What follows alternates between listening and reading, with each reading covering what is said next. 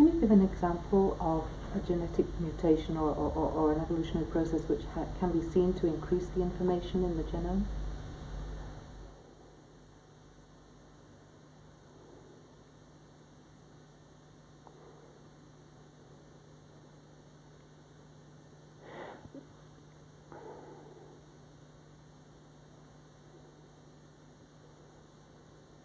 Can you just stop one? I think. I'm recording. Okay. There's a popular misunderstanding of evolution which says that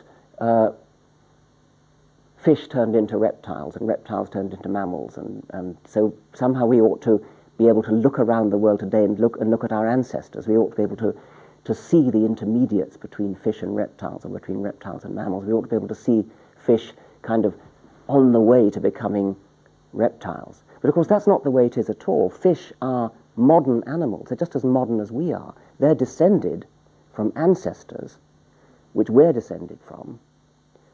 Way back 300 million years ago, there would have been an ancestor, which was the ancestor of modern fish and the ancestor of modern humans. And that ancestor, if you could have been there then, you could have seen the first steps towards a fish, say, coming out onto the land and becoming something like an amphibian. But that was a long time ago. You wouldn't expect to see that today. And so quite a lot of the misunderstanding of evolution, I suppose, stems from the fact that people are looking at modern animals and thinking that Darwin has said we're descended from them. Well, we're not. We're not descended from modern fish. We're not descended from modern monkeys. We're not descended from modern apes.